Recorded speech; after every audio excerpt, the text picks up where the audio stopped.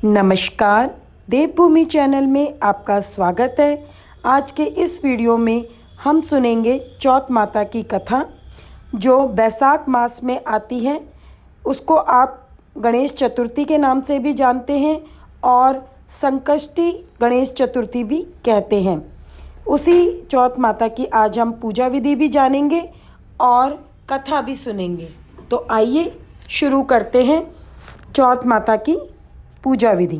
13 महीने की 13 चौथ होती हैं, जिसमें से 12 महीने की 12 चौथ और एक चौथ होती है अधिक मास की। तो इस प्रकार से कुल मिला के 13 चौथ के व्रत होते हैं।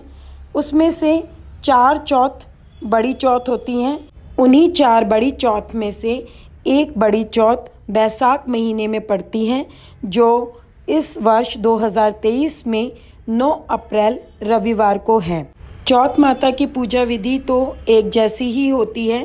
तो अगर कोई 13 महीने की 13 चौथ करता है तो पूजा विधि यही रहेगी। साथ में आप 13 महीने की 13 चौथ में ये कथा भी सुन सकते हैं। कार्तिक मास में जो आती है करवा चौथ, उसकी कथा अलग होती है। और जो जनवरी में आती है, जिसे सकट चौथ, तिलकुटनी चौथ कहते हैं, उसकी कहानी भी अलग होती है। वह कथाएं आपको मेरे चैनल पर मिल जाएंगी। बाकी के जो चौथ के व्रत होते हैं उनमें आप यह कथा सुन सकते हैं। मतलब यह सारे चौथ पे कही जाने वाली चौथ माता की कथा मैं आज आपको इस वीडियो में सुनाने जा रही हूँ।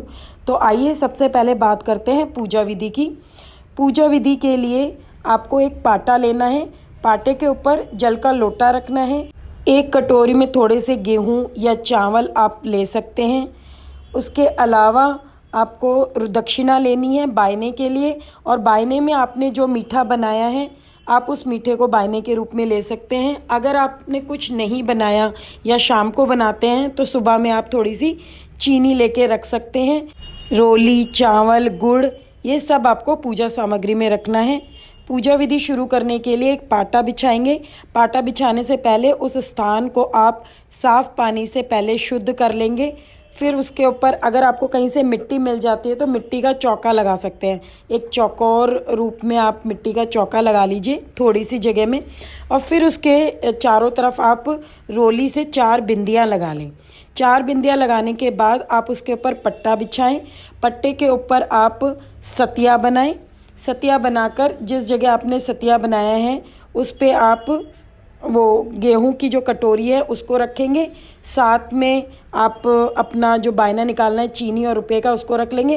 रोली, चावल और गुड़ आपके साथ ही होगा। और एक पानी का लोटा आपने रख ही दिया है पहले सतिये पे। जो पानी का लोटा है उसके ऊपर भी आप सतिया बना लेंगे। पहले जो ऊपर का बॉर्डर सा होता है लोटे का, उसके ऊपर गोलाई में आप एक गोलाई वाली लाइन खींच दीजिए रोली से। फिर उसके बाद सतिया मतलब कि स्वास्तिक बना लीजिए। और हाथ में गेहूं के 13 दाने लेकर आप कहानी सुनना शुरू कीजिए। कथा सुनने के बाद अगर किसी के दिन में, कुछ लोग दिन में बायना निकालते हैं और कुछ लोग शाम को बायना निकालते हैं। तो अगर आपके दिन में बायना निकलता है तो आप दिन में बायना निकाल लीजिए और अपनी सासू जी को दे दीजिए।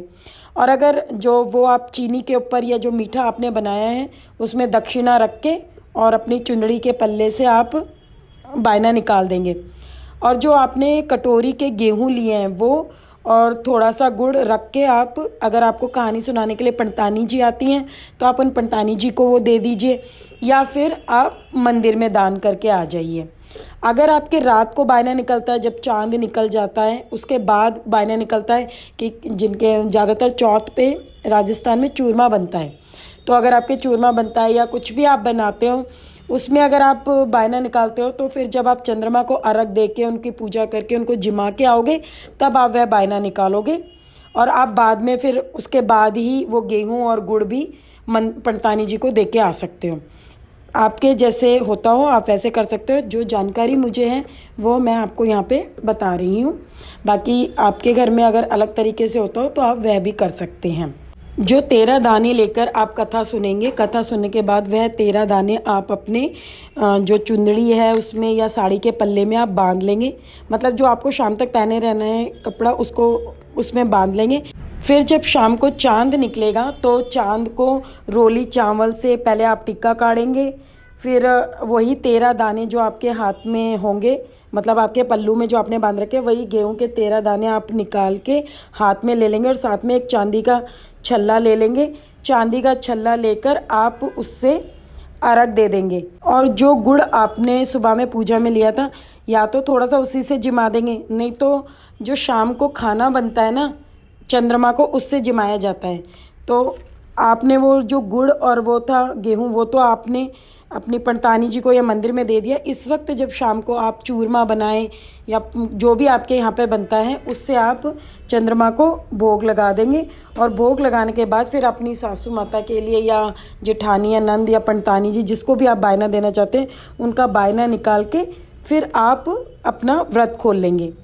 और ये जो आपका पानी का लोटा है, ये दिन वाला ही लोटा रहेगा पानी का।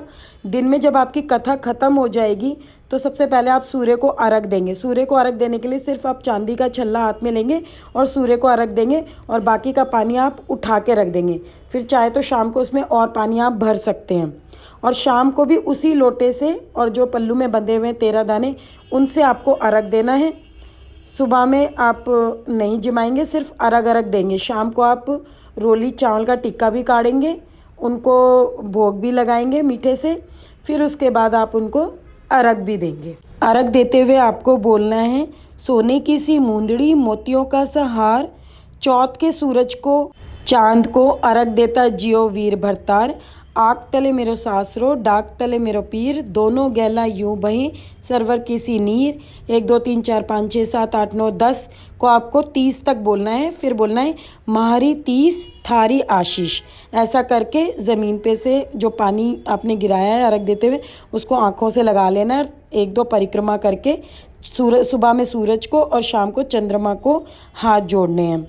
जो आप ये बोलेंगे उसमें दिन में आप चौथ के सूरज बोलोगे और शाम को चौथ के चांद को। इस प्रकार से आपकी यहाँ पर पूजा विधि संपन्न होती है। अब आगे हम बात करेंगे चौथ माता की कथा और बिंदायक जी की कहानी की।